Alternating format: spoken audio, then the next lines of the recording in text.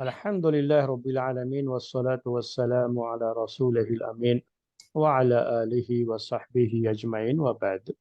محترم بھائیوں اور معزز خواتین، سورہ رعد کی تفسیر کا سلسلہ آپ کے سامنے چل رہا ہے، اور اس سلسلے میں پچھلے درس میں آپ کے سامنے آیت نمبر 23، اس آیت کی تفسیر آپ کے سامنے پیش کی گئی۔ آج ہمارے سامنے جو آیت ہے وہ ہے آیت نمبر 24 سورہ رعد۔ میں یہ تفصیل اس لیے بیان کر رہا ہوں کہ آپ اپنے سامنے مصحف رکھ لیں تو آپ کو سمجھنے میں اور آسانی ہوگی۔ تو سورہ رعد آیت نمبر 24، آج ہمارا درس اس آیت کے بارے میں ہے۔ وقت رہے گا تو اس کے لحاظ سے آیت نمبر 25، کیونکہ آیت نمبر 23 ایک چھوٹی سی آیت ہے اور اس آیت کا تعلق اس کے پہلے والی آیت سے ہے، تو اس کے پہلے والی آیت کو بھی یاد دلانا پڑے گا اس آیت کو سمجھنے کے لیے۔ تو آج کا ہمارا یہ درس ہے آیت نمبر 24 کا۔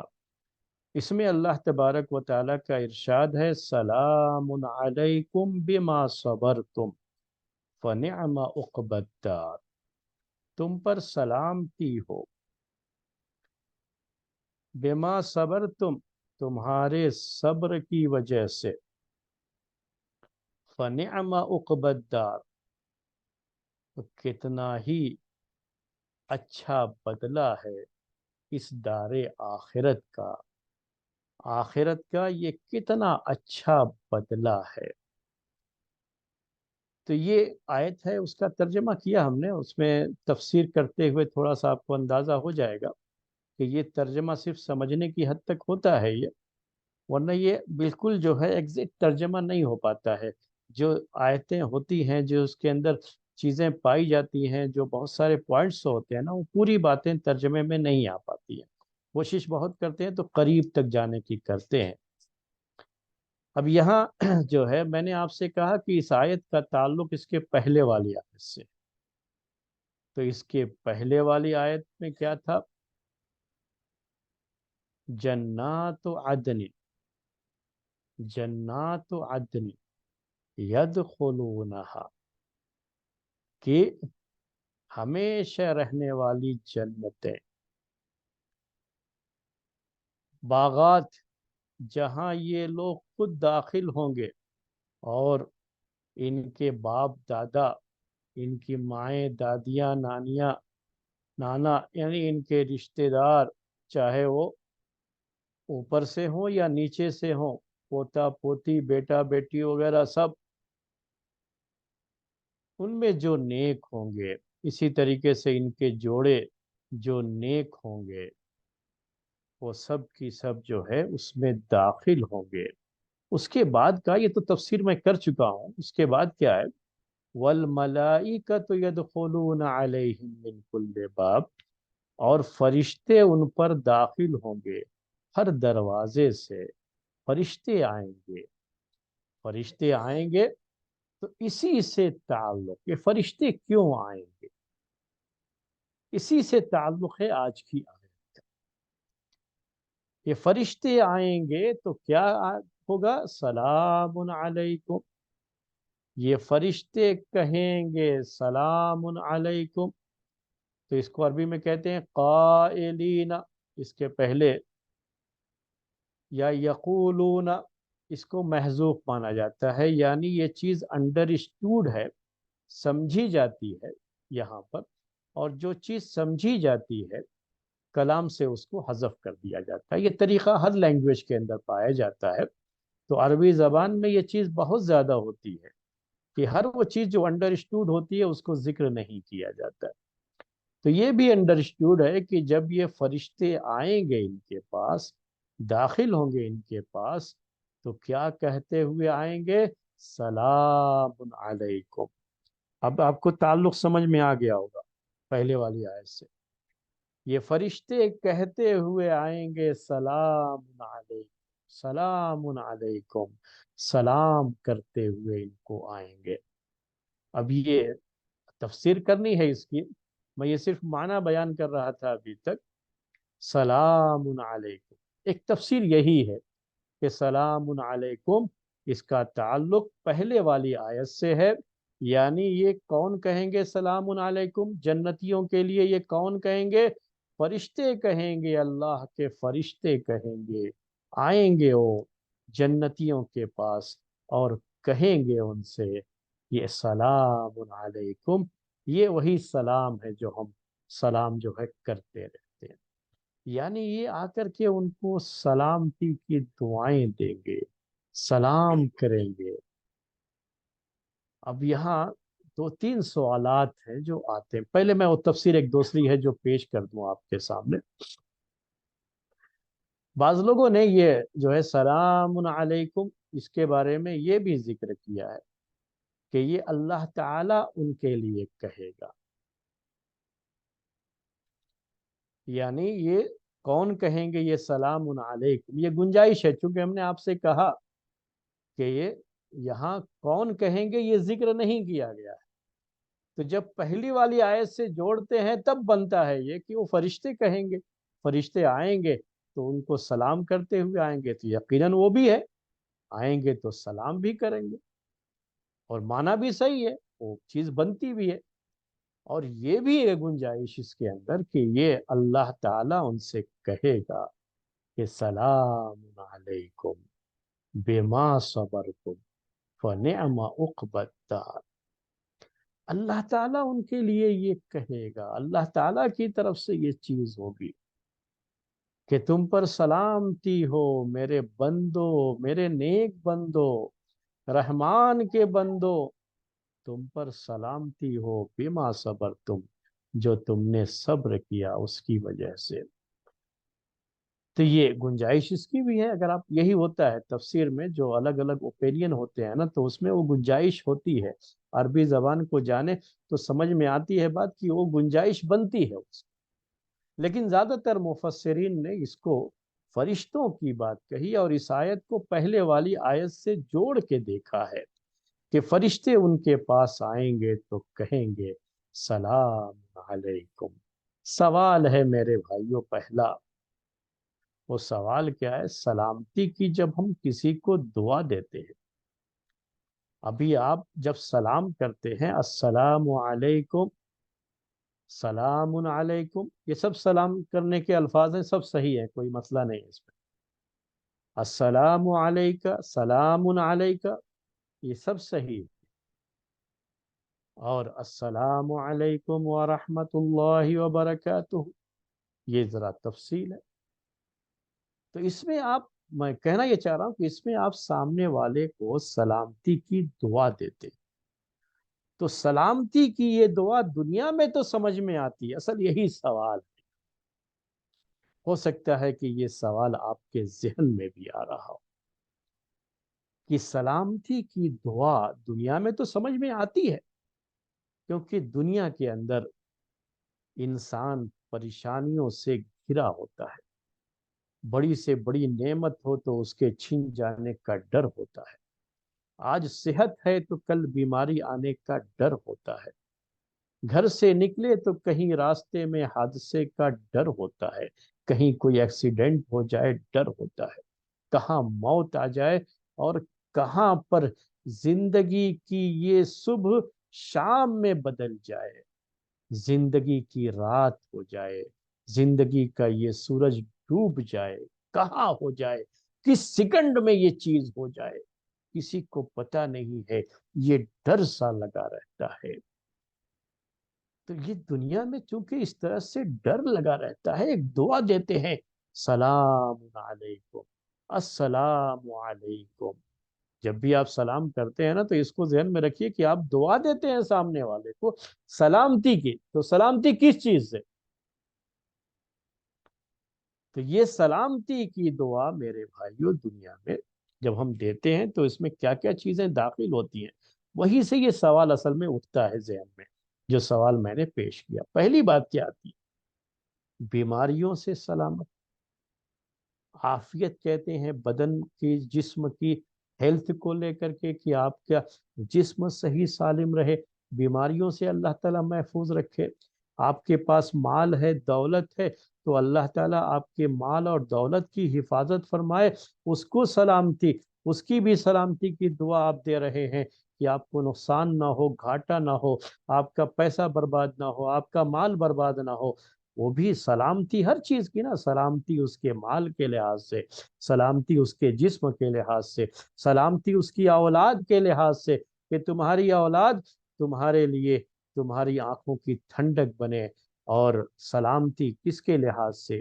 سلامتی اس کی اپنی زندگی میں اسلام اور ایمان کی سلامتی، یعنی تمہارا یہ اسلام، تمہارا یہ ایمان جس پر تم ہو، یہ سلامت رہے، ایسے ہی باقی رہے، تم ایمان پر باقی رہو، ایمان پر صحیح سالم رہو۔ یہ سب جو ہے اس کے اندر داخل ہے۔ دنیا کی ساری پریشانیوں سے اللہ تعالیٰ تمہیں صحیح سالم رکھے، تمہارے بچوں پر، تمہاری اولاد پر، تمہارے مال پر، تمہاری دولت پر، تمہاری عزت و آبرو کو اللہ تعالیٰ محفوظ رکھے، سب سلامت رہیں۔ یہ ساری سلامتی کی دعا جو دنیا سے تعلق ہے، اور پھر اللہ کے عذاب سے سلامتی، چاہے وہ قبر کا عذاب ہو، چاہے جہنم کا عذاب ہو، وہ ساری کے ساری جو ہے سلامتی کی یہ دعا میرے بھائیوں ان سب چیزوں کو شامل ہے۔ میں چاہوں تو اور بھی لمبی جو ہے یہ باتیں کر سکتا ہوں، اور چیزیں گنا سکتا ہوں، لیکن ایک جامع بات یاد رکھ لیجئے کہ ہر چیز سے سلامتی۔ آپ اس کی دعا دیتے ہیں اپنے سامنے والے بھائی کو، اپنی سامنے والی بہن کو، آپ یہ دعائیں دیتے ہیں۔ کتنی اہم دعا، اسی لیے کہا جاتا ہے نا کہ سلام کو، لفظ کو چھوڑ کر کے کسی اور لفظ میں سلام کریں تو ظاہر سی بات ہے کہ وہ معنی تو نہیں آئے گا، وہ مقصد تو نہیں پورا ہوتا ہے۔ تو یہ چیز دنیا میں تو سمجھ میں آتی ہے کہ آدمی کو اس دعا کی ضرورت ہوتی ہے، لیکن جنت میں داخل ہونے کے بعد جنت کی نعمتوں کو زوال تو نہیں ہے۔ وہ تو جو نعمت مل گئی وہ ہمیشہ رہے گی میرے بھائی، جو خواہش ہے وہ پوری ہوگی۔ وہاں بیماریوں کا مسئلہ تو نہیں ہے، وہاں مصیبتوں کا سلسلہ تو نہیں ہے۔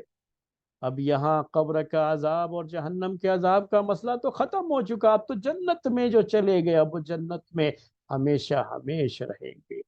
تو یہی وہ سوال آتا ہے میرے بھائی کہ پھر وہاں سلامتی کی دعا کیا ہے؟ سلام علیکم۔ میرے خیال میں سوال تو سمجھ میں آ گیا ہوگا آپ کو کہ یہ سوال یہاں پر آتا ہے۔ لوگوں نے یہ سوال ذکر کیا، یہ ایک طرح کا ڈاؤٹ، ایک اشکال ہم اردو میں کہتے ہیں، عربی کا لفظ ہے وہ، اصل وہ آتا ہے۔ اس کا جواب کیا ہے؟ کیوں کہیں گے سلام علیکم؟ میرے بھائیوں، وہاں پر فرشتے آ کر کے ان کو سلام کریں گے۔ فرشتوں کا یہ سلام کرنا قیامت کے دن، یہ جو ہے جنت کے اندر فرشتوں کا آ کر کے سلام کرنا، یہ جنتیوں کی ایک اور بھی ایک نعمت ہے، جو نعمت اللہ تعالیٰ نے ان کو دے رکھی۔ یہاں مقصد وہ دنیا کا وہ جو سلام تھا، جس میں دعائیں شامل تھیں، سلامتی کی، عافیت کی دعائیں شامل تھی کہ کہیں ہیلتھ نہ بگڑ جائے، کہیں مصیبتوں کے پہاڑ نہ ٹوٹ پڑے، کہیں جو نعمت ہے چھن نہ جائے، کہیں غربت کا سامنا نہ کرنا پڑ جائے۔ تو وہ جو چیزیں تھیں، کہیں کوئی جو ہے اپنا رشتہ دار انتقال کر گیا، اس کی اپنا بچہ جو ہے انتقال کر گیا، مختلف مصیبتیں جو دنیا کے اندر جو تصور تھا وہ تو وہاں پہ نہیں ہے، جو دنیا میں ڈر تھا وہاں پہ تو نہیں ہے۔ تو یہاں وہ چیز نہیں، یہ صرف کیا ہے؟ ایک انعام ہے، ایک انعام ہے۔ میں آپ کو اس کو سمجھنے کے لیے ایک مثال دیتا ہوں صرف۔ وہ انعام کیا ہے؟ آپ جب راستہ چلتے ہیں، کچھ بڑے لوگ کیا کہتے ہیں کہ بھائی جب ہم نکل جاتے ہیں کہیں راستے پر تو دسیوں لوگ ہمارے لیے سلام ٹھوکنے کے لیے تیار رہتے۔ اتنا میرا مقام اور مرتبہ ہے کہ جس راستے سے گزر جاؤں، دیکھو تو سلام کرنے والوں کی لائن لگ جاتی ہے۔ کبھی کہتے ہیں نا اس طرح سے بڑے فخر کے ساتھ۔ یعنی لوگوں کا سلام کرنا اس سے قطع نظر کی وہ دعا ہے، ان کی طرف سے وہ دعائیں دے رہے ہیں، وہ سب تصور نہیں آتا۔ آپ کے دل میں کیا خیال آتا ہے؟ ماشاء اللہ، میں بھی اب اس قابل ہو گیا ہوں کہ دسیوں لوگ مجھے بھی سلام کرتے ہیں، مجھے سلام کیا جاتا ہے۔ تو یہ ایک پراؤڈ جو فیل ہوتا ہے اس کے اندر، تو اب تو جنت میں ہے نا، اب جنت میں تو دعاؤں کا یعنی وہ چیز کی جو ہے کوئی مصیبت آ جائے گی، کوئی ڈر ہے، ویسا کچھ تو نہیں ہے۔ لیکن وہ اللہ کی کتنی بڑی نعمت ہے کہ جنت میں، جنت کی نعمتوں میں سے ایک بڑی نعمت میرے بھائیوں، کہ فرشتے آ کر کے سلام کرے۔ فرشتے، اللہ کے فرشتے، اللہ کی یہ نیک مخلوق آ کر کے سلام کرے۔ ہاں، کہتے ہیں کہ کوئی بڑا آدمی کسی چھوٹے آدمی کو سلام کر دیا تو بڑا اس کو کیا کرتا ہے معلوم ہے؟ پیش کرتا ہے، ارے وہ فلاں نے مجھے سلام کیا، فلاں نے مجھے سلام کیا، مجھے سلام کیا، بڑا پراؤڈ فیل کرتا ہے اپنے آپ۔ تو یہ جنتی لوگ فرشتوں کے اس سلام سے اپنے اندر بڑا پراؤڈ جو ہے فیل کریں گے، اور یہ اللہ کی بڑی نعمت ان کے ساتھ اس نعمت کو محسوس کریں گے۔ تو یہ نعمت ہے اللہ تعالیٰ کی۔ وہاں پر وہ سلامتی کی وہ دعا جو دنیا میں جو دعا تھی، وہ دعا مقصود یہاں پر نہیں ہے، لیکن وہ آئیں گے، ملیں گے، تو سلامتی کا یہ جو سلام کا جو دنیا میں طریقہ تھا، وہی طریقہ جنت کے اندر بھی باقی رہے گا۔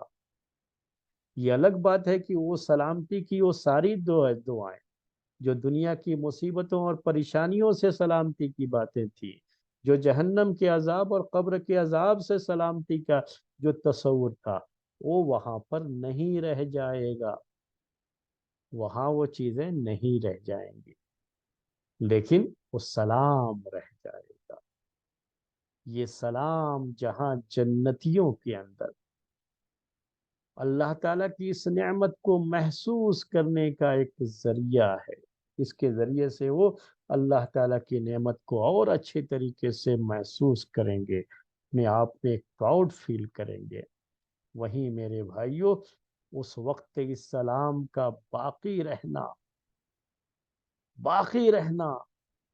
یہ ہم سب کے لیے اب جو ہے، ہم لوگ جو یہاں پر پڑھ رہے ہیں، پڑھا رہے ہیں، سن رہے ہیں، سنا رہے ہیں، ہمارے لیے اور جن تک بھی یہ بات پہنچے گی سب کے لیے ایک تعلیم ہے، ایک لیسن ہے کہ آپ دنیا میں سلامتی کی یہ دعا دیتے رہو، اللہ تعالیٰ قبول کر لے گا، تو جنت میں تمہیں فرشتوں کی طرف سے سلامتی کی یہ دعا ملتی رہے گی، وہ اللہ تعالیٰ کے ایک انعام ہوگا۔ ایک حدیث میں یہ بات ہے کہ اللہ کے رسول صلی اللہ علیہ وسلم کہتے کہ سلام کو لوگوں میں عام کرو۔ اس کے پہلے الفاظ میں یہ حدیث کے الفاظ میں یہ بات ہے کہ تم جو ہے جنت میں داخل نہیں ہوگے جب تک کہ تم آپس میں محبت کو عام نہ کرو۔ اور جب تک جو ہے محبت کیسے عام، ایک دوسرے کے ساتھ محبت کا یہ معاملہ کیسے عام ہوگا؟ جب تم سلام کو پھیلاؤ گے، سلام کو پھیلاؤ گے تو تم جنت میں جاؤ گے۔ تو اللہ کے رسول صلی اللہ علیہ وسلم کہتے ہیں، حدیث کا جو ٹکڑا ہے وہ میں پیش کر دوں کہ افشوا السلام بینکم، افشوا السلام بینکم، اپنے درمیان سلام کو پھیلاؤ۔ تو آج کے درس کا یہ پہلا پوائنٹ میرے بھائیوں، تزکیے کے تعلق سے، تزکیے نفس کے تعلق سے، کہ اگر یہ چاہتے ہو کہ جنت میں فرشتوں کی سلامتی کی یہ دعائیں ملیں، فرشتے آ کر کے ہمارا اس طرح سے استقبال کرتے رہیں، تو دنیا میں سلام کو عام کرو، سلام کو پھیلاؤ۔ جتنی کثرت سے سلام کرتے رہو گے، سلام کرنے میں کبھی جھجک نہیں ہونی چاہیے، جتنی کثرت سے سلام کرتے رہو گے اللہ تعالیٰ کی ذات سے اتنی ہی زیادہ امید ہے، یقین ہے کہ جنت میں یہ سلامتی کی دعائیں انشاءاللہ ضرور ملیں گی۔ تم دنیا والوں پر رحم کرو، عرش والا تم پر رحم کرے گا، یا آسمان والے تم پر رحم کریں گے۔ حدیث کے اندر یہ بات بھی آتی ہے۔ تو دنیا میں جب ہم لوگوں کو سلامتی کی دعائیں دیں گے تو اللہ تعالی ہمیں اس کا یہ بدلہ دے گا کہ ہم جنت کے اندر فرشتے آ کر کے ہمیں سلامتی کی دعائیں دیں گے۔ تو ہم میں سے کون ہے میرے بھائیوں میری بہنوں جو یہ نہیں چاہتا کہ فرشتے ان کو سلامتی کی دعائیں دے، آ کر کے کہیں سلام علیکم، سلام علیکم۔ یہ سلامتی کی دعائیں جنت میں کیوں تمہیں مل رہی ہیں؟ اب یہ دوسرا پوائنٹ، کیوں مل رہی ہیں؟ وہاں پر بھی کیا ہے، کیوں مل رہی ہیں؟ بما صبرتم، بما صبرتم، تمہارے صبر کرنے کی وجہ سے، صبر کرنے کی وجہ سے۔ یہ دوسرا پوائنٹ ہے تزکیہ نفس کا پہلو۔ اس سے پہلے میں تھوڑا عربک لینگویج کے لحاظ سے بھی تھوڑی سی اس کی تفسیر کر دوں۔ صبر کے بارے میں تو پہلے آپ کو بہت تفصیل سے بتایا ہوں، آج وہ بات دوبارہ نہیں پیش کروں گا۔ پچھلا درس جو ہے آپ سن لیں گے، اس کے پہلے جو 3 درس سے پہلے صبر کے بارے میں بہت تفصیل سے بتایا تھا آپ کو۔ لیکن کیا ہے یہ با جو ہے نا، بما صبر تم، بما صبر تم، اس با کو عربی زبان میں کہا جاتا ہے با سببیت کے لیے ہے۔ یہ سببیت، سببیت کا مطلب کیا آتا ہے؟ الباء للسببیت عربی میں کہتے ہیں۔ اس کا مطلب کیا ہوتا ہے نا، یہ ریزن بتانے کے لیے، سبب بتانے کے لیے، کیوں ایسا ہوا، وہ جو ریزن ہے، جو سبب ہے، اس کو بتانے کے لیے بھی عربی زبان میں با کا استعمال کیا جاتا ہے۔ تو یہاں اسی معنی، با کے اندر جو استعمال کے لحاظ سے بہت سے معنی ہوتے ہیں۔ تو یہ جو ہے ہم کو جہاں پہ آیا ہے وہ لفظ، وہاں پہ معلوم کرنا پڑتا ہے کہ یہاں کس معنی میں ہے۔ تو یہاں جو با ہے یہ سببیت کے معنی میں، یعنی ریزن بتانے کے لیے۔ اور جو ماں ہے اس کے بعد، ماں، بے ماں، تو ماں یہ مصدریہ کہا جاتا ہے اس کو عربی زبان میں۔ یعنی اب یہاں جو آگے ہے صبر تم، اس کو آپ ٹینس میں نہیں جائیں گے کہ یہ فعل ماضی ہے تو پاسٹ ٹینس ہے، وہ سب نہیں ہے اس کے اندر۔ یہ کیا ہے، ماں کے ساتھ یہ مصدر کے معنی ہے۔ تو ہم اردو میں کہنا چاہیں تو اس کو کہیں گے کہ صبر کرنا، ما صبر تم، تمہارے صبر کرنے کی وجہ سے، یہ اردو میں مانا ہوگا اس کے ایگزیکٹ میننگ اس کی یہی ہوگی کہ تمہارے صبر کرنے کی وجہ سے۔ یہ ہے اصل میں اس کی بات، یہ بات جو ہے کیوں اتنی بہت کلیئر کرنا چاہا آپ کے سامنے عربک لینگویج کے لحاظ سے، کہ ہم نے اردو کے بعض ترجمے دیکھے تو غلط ترجمہ کیا ہوا ہے، یہی ہوتا ہے یہ، وہ نہیں خیال کر پاتے ہیں کبھی کبھی۔ تو یہ وہ ترجمہ کرنے والے کی برائی نہیں کر رہا ہوں، میں یہ بتانا چاہ رہا ہوں کہ ایسا ہوتا ہے، لوگوں سے غلطیاں ہوتی ہیں اس طرح کی۔ اسی لیے ہم کسی کی تقلید کرنے کے قائل نہیں ہیں، کہ لوگوں سے غلطیاں ہوتی ہیں۔ جنہوں نے ترجمے کیے نا وہ بھی بڑے اونچے درجے کے، بڑے اعلیٰ درجے کے جو ہے وہ بھی عالم تھے اور مفسر تھے، لیکن غلطیاں کسی سے بھی ہوتی ہیں، تو ان سے بھی غلطی یہاں پر ہوئی ہے۔ اردو میں بعض لوگوں نے اس کا معنی بیان کیا، آپ انگلش کے ترجمے وغیرہ دیکھیں گے تو آپ کو بھی اندازہ ہو جائے گا کہ کس نے کیا کیا ہے۔ تو بعض لوگوں نے کیا معنی کیا کہ تمہارے صبر کے بدلے میں، یعنی بدلے کا لفظ استعمال کیا، اور یہ غلط ترجمہ، یہ حدیث کے بالکل خلاف ترجمہ ہے۔ یہاں با کو آپ بدلے کا نہیں لیں گے، با میں بدلے کا معنی بھی ہوتا ہے، یہ بھی بتاؤں، مقابلہ کہتے ہیں اس کو، عربی میں کہتے ہیں یہ با مقابلے کے لیے آیا، یعنی مقابلے کے معنی میں آتا ہے۔ با عوض کا معنی جو ہے، با عوض کے لیے ہے، یعنی بدلے کے لیے۔ جب کہنا ہوتا ہے کہ ہم نے یہ چیز آپ کو اس کے بدلے میں دی، تو جہاں بدلہ ہوتا ہے، ایکسچینج کہہ لیجیے، تو وہ لیکن یہاں وہ معنی نہیں ہے اصل میں، بلکہ یہ تو حدیث کے خلاف ہو جائے گا، بالکل حدیث کے خلاف ہو جائے گا۔ حدیث میں یہ بات آتی ہے کہ پیارے نبی صلی اللہ علیہ وسلم کہتے ہیں کہ لن يدخل احدكم الجنة بعمله، کہ تم میں سے کوئی ہرگز ہرگز اپنے عمل کے بدلے میں جنت میں نہیں جائے گا۔ عمل کے بدلے میں جنت نہیں ملنے والی ہے، یاد رکھیں۔ عمل سے جنت ملے گی، عمل ایک صرف ریزن ہے، ایک سبب ہے، یہ ہے حدیث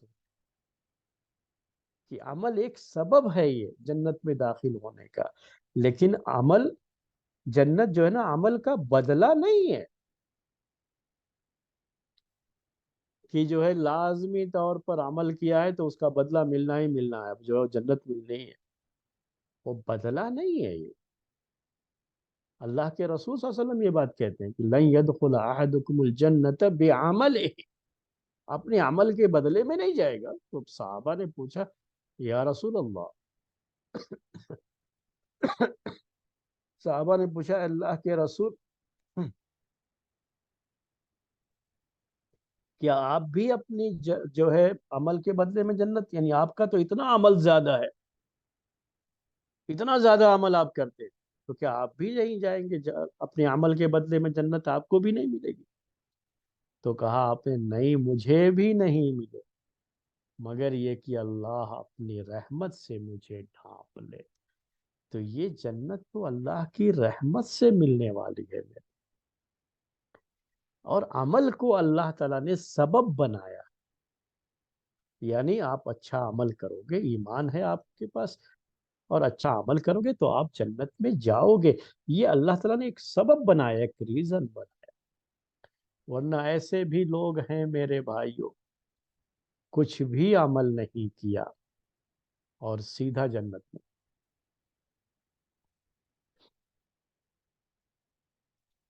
ایمان لائے اور اسی وقت موت ہو گئی، کچھ بھی عمل نہیں کیا، کہاں جائیں گے؟ جنت میں جائیں گے۔ تو یہ مت سوچئے گا کہ جنت عمل کے بدلے میں مل والی ہے، نہیں نہیں نہیں، یہ بہت جو ہے یہ پہلو ایسا ہے کہ اس کو ہمارے ذہن میں ہمیشہ رہنا چاہیے۔ یا میں نے کہا کہ بڑے بڑے لوگ یہ ترجمہ کرنے والے، ظاہر سی بات ہے کہ بہت چھوٹے قسم کے لوگ تو نہیں ہوتے ہیں ترجمہ کرنے والے، جن کا ترجمہ باقاعدہ چھپا ہوا ہے، لوگ پڑھتے ہیں یہ ترجمہ۔ میں بہت کلیئر کر دوں تو اور بھی بتا دوں آپ کو، یہ اردو کا وہ ترجمہ بتا رہا ہوں میں آپ کو جو سعودی سے چھپ کر کے ابھی ہمارے گھروں میں اردو کا جو ترجمہ ہے نا، یہ اس ترجمے کی بات کر رہا ہوں میں، تو اس سے آپ سمجھ سکتے ہیں۔ اس ترجمے میں یہ لکھا ہوا ہے کہ صبر کے بدلے، جبکہ یہ بدلے میں نہیں، جنت جو ہے نا بدلے میں نہیں ملنے والی۔ ہاں سبب، یہ اصل بات سببیت کا ہے، تو کہنا چاہیے تھا کہ صبر کے وجہ سے، تمہارے صبر کرنے کی وجہ سے۔ تو صبر کرنے میں دنیا کی وہ ساری چیزیں میرے بھائیوں، جو صبر کا معنی پہلے میں نے بتایا تھا، وہ ساری چیزیں اس کے اندر داخل ہے۔ اللہ تعالیٰ کی اطاعت پر صبر کرنا، اللہ تعالیٰ جو بھی معصیت ہے، جو نافرمانیاں ہیں، اللہ تعالیٰ کی جن چیزوں میں بھی نافرمانیاں ہوتی ہیں، ان سب سے اپنے آپ کو بچانے میں صبر کرنا، مصیبتوں پر صبر کرنا، جو میں نے صبر کی مختلف قسمیں بیان کی تھی، یہ صبر میرے بھائیوں، اس کی کتنی اہمیت ہے کہ یہاں صرف صبر کا لفظ کہا گیا ہے۔ بیما صبر تم، یہ سب بھی نہیں کہا گیا، یہ غور کرنے کے پہلو ہوتے ہیں قرآن پڑھتے ہوئے، یہ سب نہیں کہا گیا ہے یہاں پر کہ تمہارے ایمان لانے کی وجہ سے، نیک عمل کرنے کی وجہ سے، اور جو ہے تمہاری نمازوں کی وجہ سے، تمہارے روزے کی وجہ سے، تمہارے حج کی وجہ سے، تمہارے عمرے کی وجہ سے، اتنی جو ہے نیک عمل، وہ سب کو تو نہیں گنا پائیں گے، تو صرف اتنا بھی کہہ سکتے ہیں کہ تمہارے ایمان اور عمل صالح کی وجہ سے، لیکن وہ بھی نہیں کہا گیا، صرف کیا کہا گیا؟ صبر کی وجہ سے۔ صبر کون سا صبر ہے یہ؟ جو اسلامی صبر ہے، جس صبر کی تفصیل آپ کے سامنے آ چکی ہے، جس صبر میں انسان اپنے آپ کو اللہ کی اطاعت پر جمائے رکھتا ہے چاہے جتنی بھی پریشانی، جس میں وہ اپنے آپ کو گناہوں سے کنٹرول، اپنے آپ کو جو ہے کنٹرول میں رکھتا ہے چاہے جو بھی پریشانی ہو۔ مصیبتوں اور پریشانیوں کے وقت میں تقدیر پر ایمان اس کا اتنا مضبوط ہوتا ہے کہ صبر کرتا ہے اور کوئی غلط بات زبان سے نہیں ادا کرتا۔ یہ صبر پورے دین کو شامل، اتنا جامع لفظ ہے، اسی لیے صرف صبر کی بات کہی کہ سلام علیکم بما صبرتم۔ یاد رکھیے میرے بھائیوں، میری بہنوں، دنیا میں صبر کرو گے تو کیا ملے گا؟ یہ صبر سبب کیا بنے گا؟ جنت۔ جنت میں یہ فرشتے آئیں گے اور سلامتی کی دعائیں دیں گے، یا کہیے سلام کریں گے، سلام علیکم، سلام علیکم۔ کس کی وجہ سے؟ صبر کی وجہ سے۔ صبر کتنی اہم چیز ہے، اور ہماری زندگی میں یہ صبر بہرحال آنا چاہیے۔ صبر کا پتہ کہاں چلتا ہے پتہ ہے؟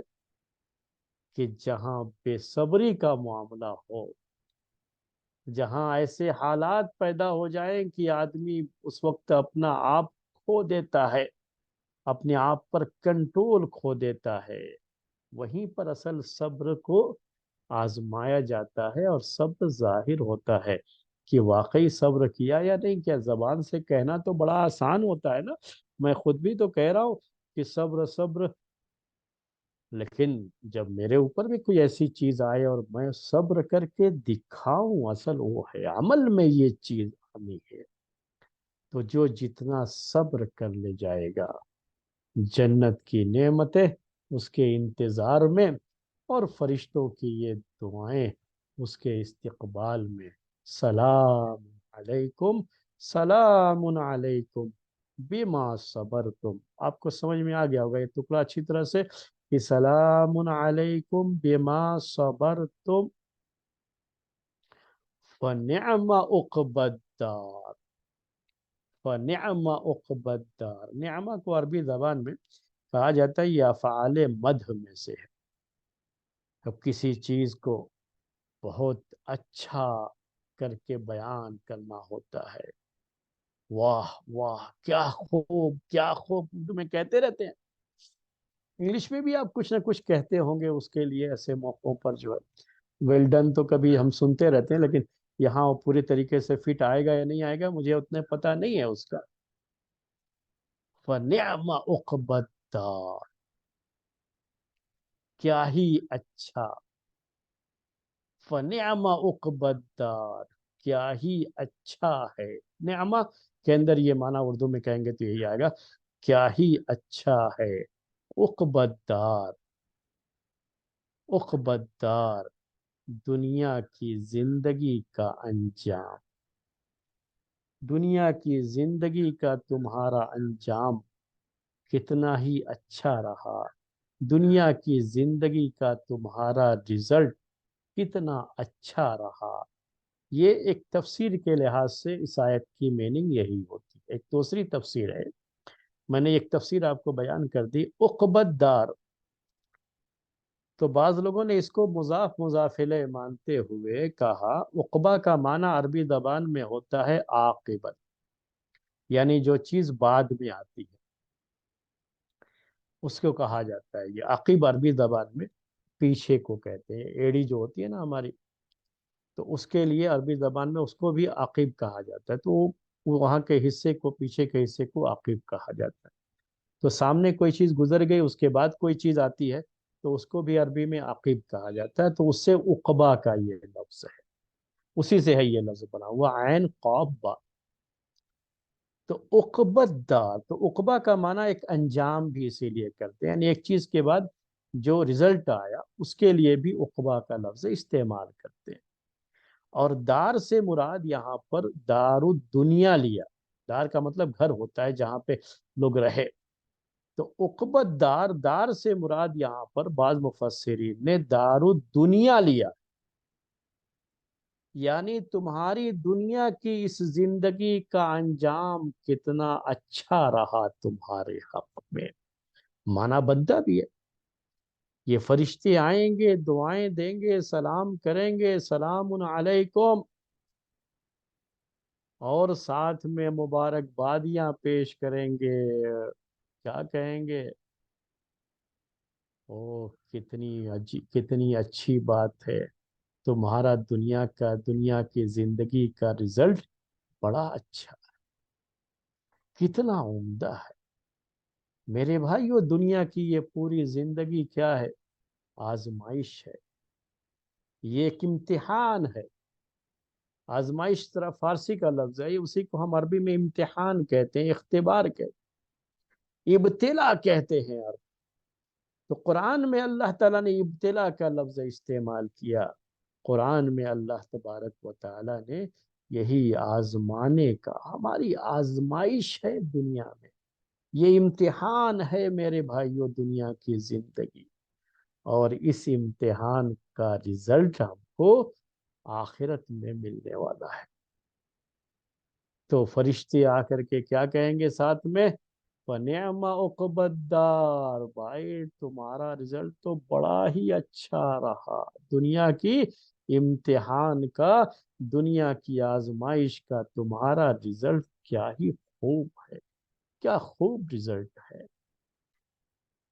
کبھی زندگی میں آپ کے ساتھ بھی اگر ایسا ہوا ہو، ایک مثال ہے یہ سمجھنے کے لیے، کہ کوئی بڑے اگزام میں آپ نے شرکت کی ہو اور آپ پاس ہو گئے ہوں، اور لوگوں نے مبارکبادیاں سلام کر کے فون پر، ابھی تو فون پر ہو جاتی مبارکبادیاں، پہلے لوگ آتے تھے باقاعدہ گھروں پہ، اور آ کر کے مبارکبادیوں کا تانتا بند جاتا تھا، اور سب آ کر کے، ابھی تو وہی گریٹنگ جسے آج کل آپ انگلش میں کہتے ہیں، لوگ فون پر ہی کر لیتے ہیں، ابھی تو کہیں سے بھی رہتے ہیں کر لیتے ہیں کہ بہت بہت مبارک ہو یہ کامیابی.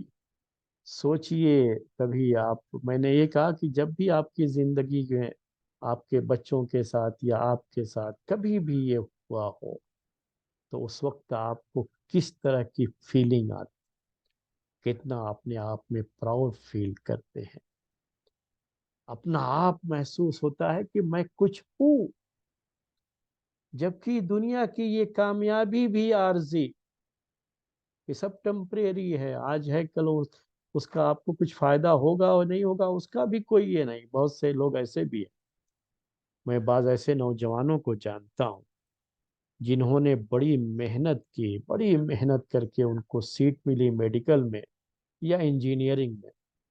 تو ایک انجینئرنگ کے ایک اسٹوڈنٹ کو بھی جانتا ہوں اور ایک میڈیکل کے، لیکن اسی کے بعد اس کا ایکسیڈنٹ ہو گیا اور مر گیا. میڈیکل کے ایک اسٹوڈنٹ کے بارے میں بھی پڑھنے کا موقع ملا کہ جو کتنی محنتوں سے اس نے یہ سیٹ نکالی، اور جب سیٹ نکلی تو حادثے کا شکار ہو گیا اور دنیا سے چلا گیا. ایسا جاتے رہتے ہیں. تو یہ سوچئے آپ کہ یہاں کی جو کامیابی ہے، اس کامیابی کا اسے کوئی بینیفٹ ملے نہ ملے، یہ ملنا کوئی ضروری نہیں ہے لیکن پھر بھی وہ کیا پراؤڈ فیل کرتا ہے جب مبارکبادیوں کا یہ سلسلہ لگ جائے. اور آپ سوچئے کہ قیامت کے دن جب فرشتے آ کر کے آپ کو یہ مبارکبادی دیں گے جنت میں، کہ دنیا کی تمہاری آزمائش کی اس زندگی کا، اس امتحان کا تمہارا کتنا اچھا رزلٹ آیا، اور یہ ایسی نعمت جو کبھی ختم نہیں ہونے والی ہے. وہاں ایسا نہیں ہے کہ اس کا کوئی فائدہ نہیں. تو کیا اس وقت پراؤڈ فیل کریں گے. جنت میں جنتیوں کے لیے یہ بھی ایک نعمت ہے میرے بھائی. یہ خود بھی اپنے آپ میں ایک بڑی نعمت ہے کہ وہ اس کو محسوس کریں گے. وہ خوشی کا وہ لمحہ جو ہوگا، ہم دنیا میں رہتے ہوئے اسے ابھی فیل نہیں کر سکتے میرے بھائی. تو جو جنت کی نعمتیں ہیں نا، اس کے بارے میں تو پیارے نبی صلی اللہ علیہ وسلم کہتے ہیں وَلَا خَاطَرَ عَلَىٰ قَلْبِ بَشَرٍ، وہ تو کسی انسان کے وہم و گمان میں بھی ہمارے خیال میں بھی وہ چیز نہیں آ سکتی کہ اس وقت ہم کیا فیل کریں۔ ہم جو ہے بات یہی کہہ رہے ہیں کہ ہم کیا فیل کریں گے، اس امید کے ساتھ میرے بھائیوں میری بہنوں، اس یقین کے ساتھ کہ اللہ تعالی ہمیں اپنی اس جنت میں داخل فرمائے گا، اور ہم سب بھی اللہ کے فضل و کرم سے، اس کی رحمت سے، فرشتوں کے یہ سلام اور فرشتوں کی یہ مبارکبادی ہم اس دن انشاءاللہ اللہ نے چاہا تو ضرور محسوس کریں، وہ چیز ہوگی۔ اسی لیے میں بڑے یقین کے ساتھ یہ بات کہتا ہوں کہ اس وقت ہم کیا فیل کریں، ہم یہاں تصور بھی نہیں کر سکتے، سوچ بھی نہیں سکتے۔ تو میں نے آپ سے کہا تھا شروع میں کہ فَنِعْمَ عُقْبَى الدَّارِ، ایک تفسیر لوگوں نے اس کی یہ کی ہے کہ کیا ہی اچھا ہے دنیا کی زندگی کا یہ رزلٹ، اور اس تفسیر کو میں نے آپ کے سامنے بیان کیا۔ دوسری تفسیر اس کی ہے کہ عقبہ الدار سے مراد الدار الآخرہ، معنی وہی ہوگا، نتیجہ وہی نکلے گا، آخر میں وہی جو ہے اس دونوں کا مفہوم ایک ہی ہوگا، لیکن عقبہ الدار سے مراد الدار الآخرہ، الدار العقبہ یعنی دنیا کی زندگی کے بعد کی زندگی، اور معنی وہی ہوگا، ہم کیا کہیں گے اس وقت، تو بس تھوڑا سا فرق ہے، یہ نتیجہ وہی رہے گا، رزلٹ وہی رہے گا کہ کیا ہی خوب ہے تمہاری آخرت کی زندگی، تمہاری آخرت کی زندگی کتنی اچھی زندگی ہے۔ بس فرق یہ ہے کہ پہلے میں ان کو رزلٹ کی مبارکباد ہے، جو الگ طرح کا پراؤڈ فیل کرے گا آدمی اس میں۔ اور اس جو ہے دوسری جو ہے تفسیر جو میں نے کیا، اس کے لحاظ سے اس کے اندر کیا ہوتا ہے کہ آخرت کا گھر کتنا عمدہ ہے تمہارا، جنت ہے اللہ تعالیٰ کی، کتنا عمدہ ٹھکانہ ہے، کتنا عمدہ جو ہے آخرت کا تمہارا گھر ہے، یہ دار آخرت کتنا عمدہ ہے، کتنا اچھا ہے، کیا ہی جو ہے خوب ہے۔ یہ سارا جو ہے سارے الفاظ ہم استعمال کر سکتے ہیں۔ تو اب یہ آیت پورے طریقے سے میرے خیال میں آپ کے سمجھ میں آ گئی ہوگی۔ کیا ہے پوری آیت کا خلاصہ؟ فرشتے آئیں گے جنت میں، جانے کے بعد جنت میں داخل ہوں گے تو یہ فرشتوں کا ایک سلسلہ رہے گا، وہ آتے رہیں گے، سلام کرتے رہیں گے اور مبارکبادی پیش کرتے رہیں گے۔ فَنِعْمَ عُقْبَى الدَّارِ، فَنِعْمَ عُقْبَى الدَّارِ، وہ کہتے رہیں گے۔ اس وقت کی خوشی کیا ہوگی وہ تو انشاءاللہ جنت میں جانے کے بعد ہی محسوس کریں گے۔ اور یہ اس آیت کی پوری تفسیر تھی میرے بھائیوں اور میری بہن۔ اب یہاں پر اللہ کے نیک بندوں کی جو صفات تھی، اور ان صفات کی وجہ سے اللہ کے نیک بندے جنت میں جائیں گے، اللہ تعالیٰ انہیں اپنے رحم و کرم سے جنت میں داخل فرمائے گا، اور جنت کی یہ نعمتیں ان کے ساتھ ہوں گی، لیکن اس کا اپوزٹ بھی ہے۔ یہ بھی یاد رکھیے کہ اپوزٹ سے ہی نعمتوں کا احساس اور زیادہ بڑھ جاتا ہے۔ صحت کی یہ نعمت ہم کو کب محسوس ہوتی ہے؟ جب بیماری ہو۔ تو بیماری کیا ہے صحت کے لیے، ہیلتھ کے لیے؟ وہ کیا ہے؟ وہ اس کا اپوزٹ۔ تو اپوزٹ جب چیز ہوتی ہے نا تو اس سے چیزیں اور کلیئر ہوتی ہیں، اور نعمت کا احساس اور بڑھ جاتا ہے کہ کتنی بڑی نعمت ہے۔ میں آپ کو ایک مثال پیش کرتا ہوں، یہ چیز بھی بہت ضروری ہے سمجھنے کے لیے، اور اس وقت بہت سارے سوالات ہوتے رہتے ہیں نا، ان سوالوں کا جواب بھی آپ کو اس میں مل جائے گا۔ کبھی کبھی آپ ایک لفظ سنتے ہوں گے، لوگ کہتے رہتے ہیں، وہ لفظ کیا ہوتا ہے کہ جنت میں جنتی چلے گئے، ٹھیک ہے چلو، لیکن یہ جہنم، اور جہنم کا یہ عذاب، جہنم کے اس عذاب کے تعلق سے جو مسئلہ ہے، کبھی کبھی کہتا ہے اللہ تعالیٰ کی رحمت کے تو یہ خلاف ہے. لوگ جو ہے اس کے بارے میں باتیں کرتے رہتے ہیں کہ یہ جو ہے اس کے خلاف ہے. بہت سے لوگ اعتراض کرتے رہتے ہیں اللہ تعالیٰ رحیم ہے، رحمان ہے، غفور ہے، سب کچھ ہے، تو یہ پھر جہنم کا عذاب کیوں؟ کیوں جہنم پیدا کیے؟ وہ چیزیں کیوں رکھی؟ یہ سوال جو ہے لوگ کرتے رہے. تو یاد رکھ لیجئے کہ نعمت کا اصل احساس زیادہ جو ہے وہ پہلے بھی ہوتا ہے، لیکن زیادہ احساس اپوزیشن کو جب سامنے رکھتے ہیں تبھی آتا ہے. تو اس کا مذاق ہی کچھ اور ہوتا ہے. تو اللہ تعالیٰ نے جو نعمت رکھی ہے اہل ایمان کے لیے، جو انعام ہے ان کے لیے، اسی انعام کا ایک حصہ ہے کہ جو لوگ اس کے خلاف رہے ان کا عذاب بھی دیکھو. وہ عذاب بھی، وہ بھی تب نہ محسوس ہوگی خوشی جو ہے کہ کیسا جو ہے سخت عذاب ہو رہا ہے ان کو.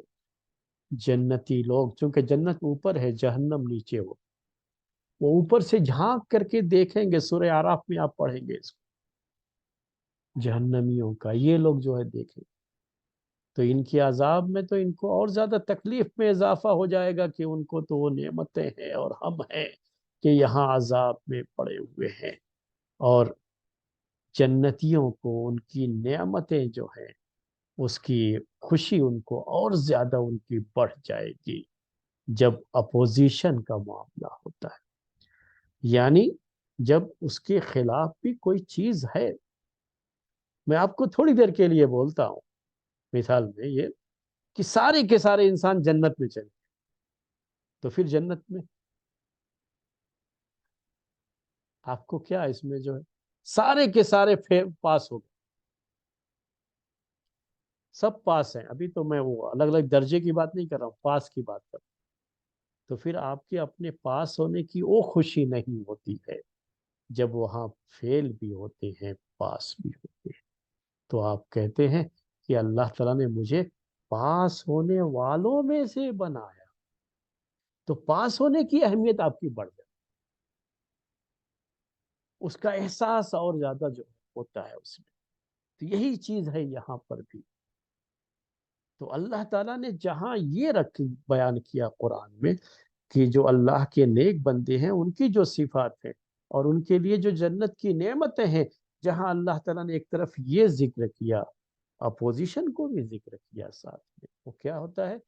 وہ اپوزیشن کیا ہے؟ جو لوگ اس کے خلاف ہیں، اللہ تعالیٰ کی نافرمانیوں میں زندگی بسر کی، اللہ تعالیٰ کے عہد و جو ہے میثاق کو توڑ دیا، نافرمانیوں میں زندگی بسر کی ہے.